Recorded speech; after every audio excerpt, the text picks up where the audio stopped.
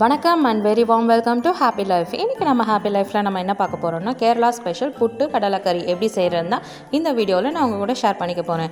அதுக்கு முன்னாடி என்னோடய சேனலை நீங்கள் இன்னும் சப்ஸ்கிரைப் பண்ணேன்னா சப்ஸ்கிரைப் பண்ணி அந்த பெல் ஐக்கானை கிளிக் பண்ணிக்கோங்க. வாங்க வீடியோக்குள்ளே போகலாம். ஃபர்ஸ்ட் நம்ம பார்த்திங்கன்னா இந்த கடலைக்கறிக்கு ஒரு தேங்காய் பேஸ்ட் ஒன்று நம்ம செய்யணுங்க. அந்த தேங்காய் பேஸ்ட் வந்து எல்லாமே ட்ரை ரோஸ்ட் பண்ணி தான் நம்ம பண்ண போகிறோம். பேன் வச்சு அந்த பேன் நல்லா ஹீட் ஆனோடனே தேங்காய் பார்த்திங்கன்னா ஒரு மூடி தேங்காய் இருக்குங்களே, அதில் பாதி நீங்கள் திருவி வேணாலும் போடலாம், இல்லை கட் பண்ணி கூட போட்டு அது நல்லா ப்ரௌன் கலராக வர வரைக்கும் அதை நல்லா ட்ரை ரோஸ்ட் பண்ணி எடுத்துக்கணுங்க. இப்போ இது நல்லா வறுபட்டுருச்சுங்க. இதை ஒரு பிளேட்டில் போட்டு ஆற வைக்கலாம். இப்போ இது கூட சேர்ந்தே நம்ம சில பொருட்கள்லாம் ட்ரை ரோஸ்ட் பண்ணுங்க. அது என்னென்னு பார்த்துடலாம். சோம்பு 1 டீஸ்பூனுங்க, கிராம்பு 4, பட்டை 2 இன்ச்சுங்க, மிளகு 10 நம்பர், ஜாவித்ரி 1 பீஸ், ஜாதிக்காய் 1/4 பீஸுங்க. ஜாதிக்காய் வந்து 1/4 தான் போடணுங்க. ரொம்ப போட்டிங்கன்னா அந்த ஜாதிக்காயோட ஃப்ளேவரே ரொம்ப நிறையா வந்த மாதிரி இருக்கும். ஸோ 1/4 பீஸ் போதுங்க. இதையும் நல்லா வறுபட்டுட்டு ஒரு பிளேட்டில் போட்டு இதையும் ஆற வச்சு நல்ல ஒரு பேஸ்ட் மாதிரி நம்ம அரைச்சிக்கலாங்க. அடுத்து நம்ம ஒரு பேன் வச்சு அந்த பேன் நல்லா ஹீட் ஆனோடனே 3 டேபிள் ஸ்பூன் எண்ணெய் விட்டுக்கணுங்க. அதாவது தேங்காய் எண்ணெய். இந்த டிஷ் ஃபுல்லாமே பார்த்திங்கன்னா நம்ம தேங்காய் எண்ணெய் வச்சு தான் செய்ய போகிறோம். தேங்காய் எண்ணெயோட ஃப்ளேவர் வந்து இந்த குழம்புக்கு அவ்வளோ நல்லா இருக்குங்க. தேங்காய் எண்ணெய் நல்லா சூடானோடனே இதில் 2 வெங்காயம், 1 கொத்து கருவேப்பிலை போட்டு நல்லா வதக்கி எடுத்துக்கலாங்க. வெங்காயம் நல்லா வதங்கின உடனே இதில் நாம் 1 டேபிள் ஸ்பூன் இஞ்சி, வெறும் இஞ்சி மட்டும் போட்டு நல்லா வதக்கி எடுத்துக்கலாங்க. பூண்டு போடல, வெறும் இஞ்சி மட்டும்தாங்க. ரெண்டுமே நல்லா வதங்கட்டும். அந்த இஞ்சியோட பச்சை வாசனை போகிற வரைக்கும் நல்லா வதக்கிக்கணுங்க. அது நல்லா வதங்கினதுக்கப்புறம் நம்ம மசாலா ஐட்டம் போட்டுக்கலாங்க. மிளகாய்த்தூள் 1 டீஸ்பூன், மஞ்சத்தூள் 1/4 டீஸ்பூன், மல்லித்தூள் 2 டீஸ்பூனுங்க.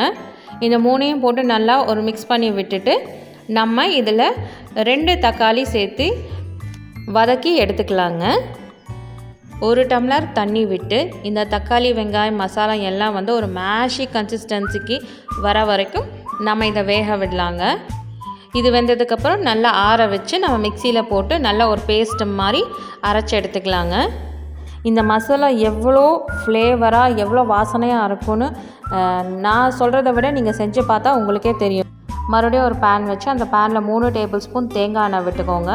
விட்டு நல்லா அந்த தேங்காய் எண்ணெய் நல்லா ஹீட் ஆனதுக்கப்புறம் நாம் இதில் 1/4 டீஸ்பூன் கடுகு, அப்புறம் தாளிக்கிறதுக்கு கொஞ்சமாக வெங்காயம், கருவேப்பிலை சேர்த்து நல்லா வதக்கி விடுங்க.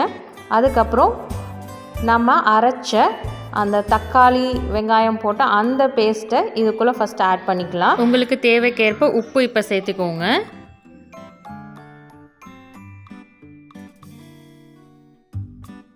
அப்புறம் நாம் தேங்காய் வறுத்து அரைச்ச அந்த பேஸ்ட்டையும் வந்து இதில் ஆட் பண்ணிக்கலாங்க. நம்ம ஊர் இட்லி தோசை மாதிரி இந்த கடலைக்கறியும் புட்டும் வந்து அவங்க ஊரில் ரொம்பவே ஃபேமஸுங்க. நல்லா மிக்ஸ் பண்ணி விட்டுக்கலாங்க.